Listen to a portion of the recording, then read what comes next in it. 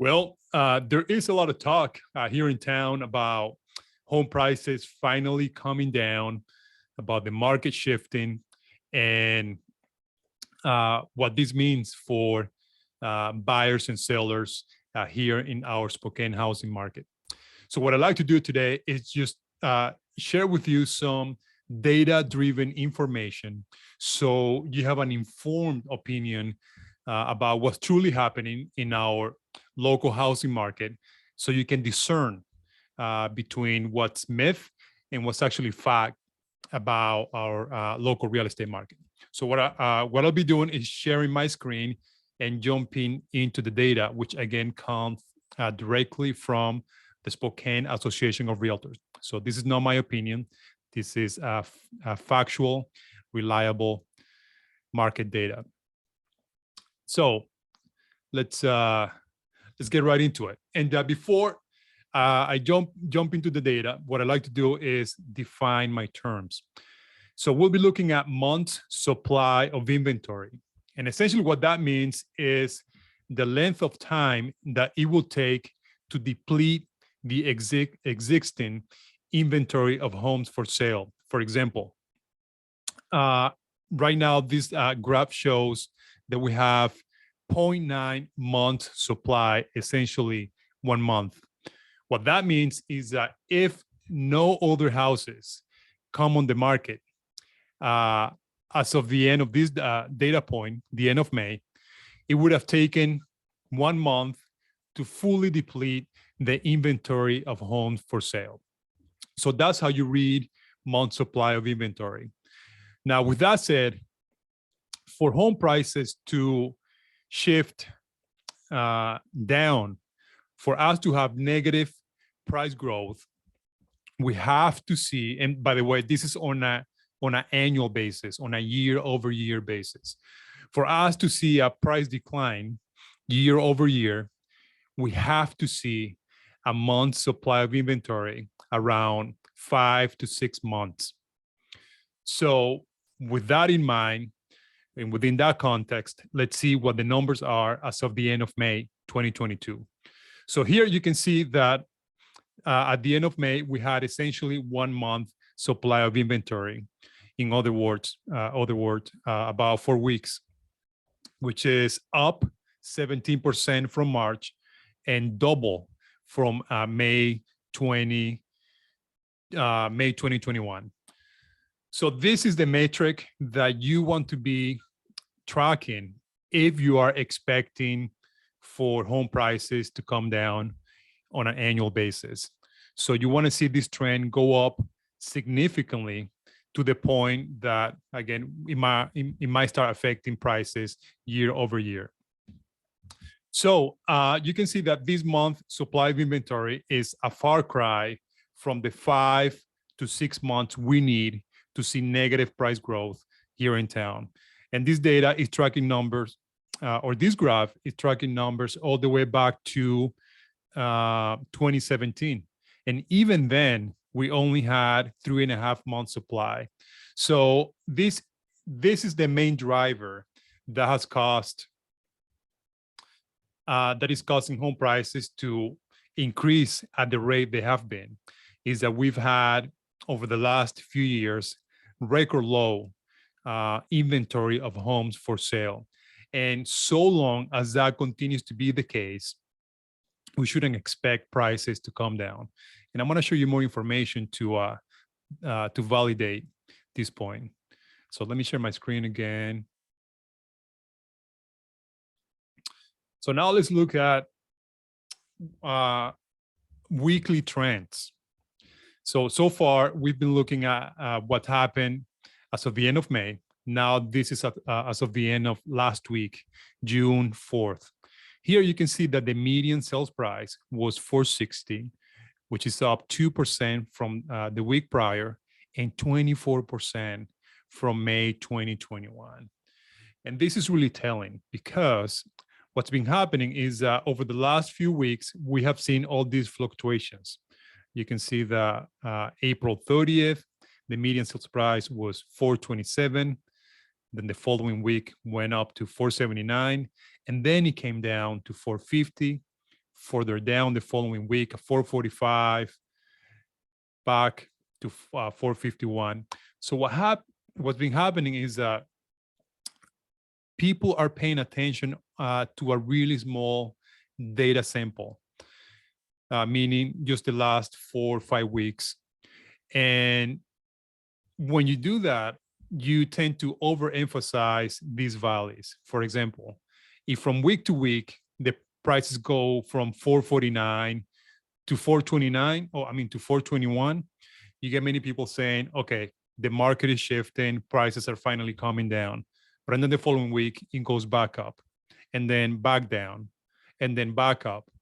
So when your sample size is pretty small, is unclear and really difficult to see what the actual trend is.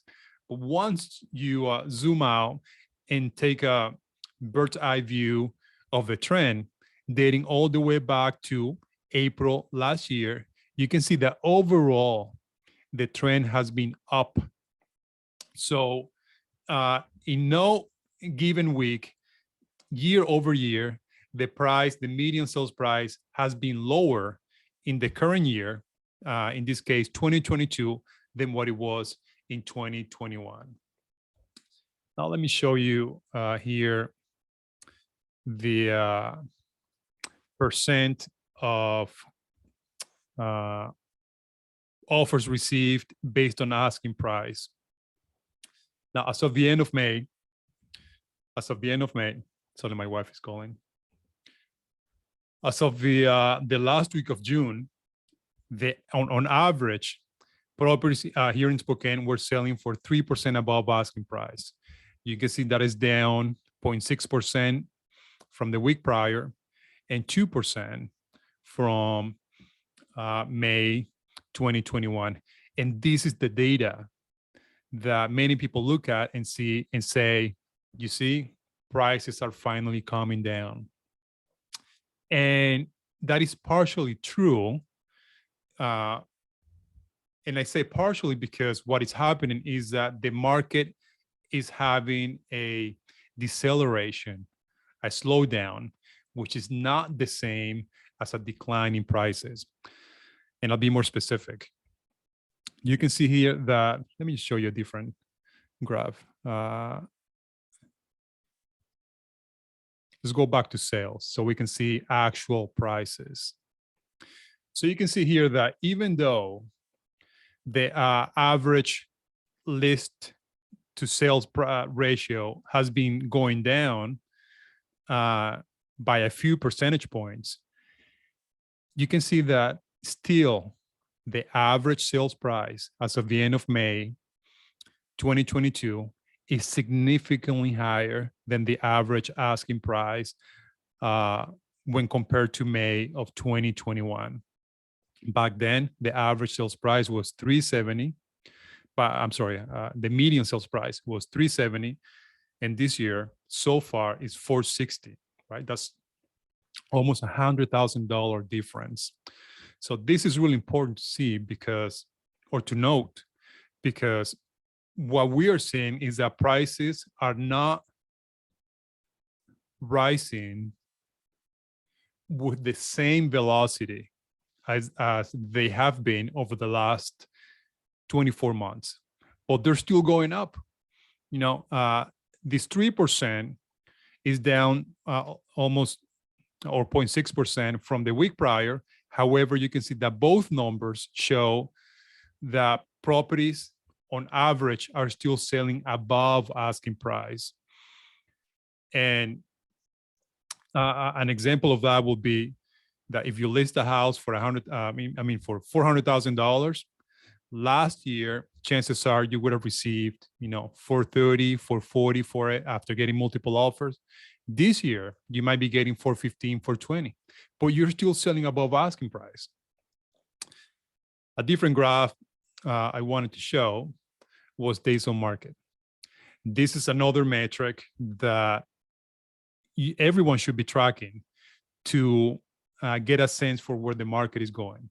So if you see days on market, which is essentially how long it's taking for properties to sell, if you see a days on market trending up along with inventory levels trending up, then if that happens long enough and is significant enough, then you can expect prices to start shifting. But in this case, you can see that days on market went from 5 days to 9 days. That's still not meaningful enough for property prices to come down. And that compared to May 2021, that's double. But I mean, that's double going from 5 days to 10 days. And by the way, we should know that some of these days on market are artificial because many realtors choose to intentionally keep the property on the market at least 3 to 4 days to allow for enough market exposure so they can produce the most number of offers and consequently sell for the highest possible price.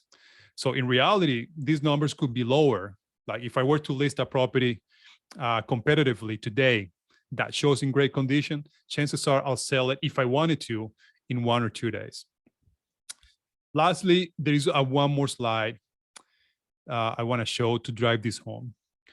This slide right here shows what property prices here in town have been doing for the last 40 years, since 1984. And you can see that every single year since 1984, we've been having price growth. That only 2 times in the last 40 years, we've had a price decline year over year. The first time was 2000, and that happens to be the result of the dot-com boom. And of course, the second time, 2008, the Great Recession. Outside of those 2 abnormal events, every single year, prices have been going up here in town. What changes, as you can tell, is the rate of growth. Sometimes prices have gone up by 7.5%, like 2003. Sometimes they have gone up 23%, like 2021. Sometimes they've gone up only 2%, like 2014. But the point remains, they're still going up. And the reason why this is important is because if you are a buyer sitting on the sidelines, thinking that next year you'll be able to pay lower prices than what you could if you were to purchase today, based on this data, chances are you are shooting yourself in the foot, because the probability is that prices will be even higher next year, 2023, than what they are today. What is likely to happen is that the rate of growth is going to decelerate, right? We don't expect to see another year, especially back to back, where prices rise above 20%. So who knows? By the end of 2022, we might see a rate of growth of 15%, maybe 10%, but it's still growth. So to recap, our prices finally coming down here in town on an annual basis. Hopefully you can tell by the data that the answer is absolutely not.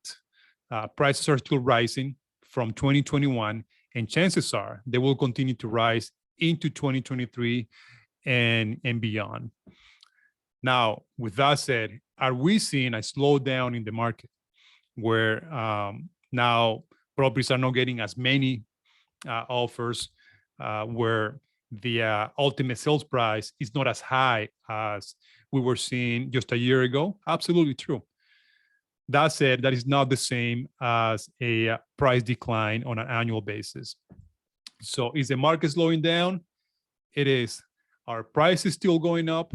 They are just at a slower rate. Already. Well, I hope you found this information helpful.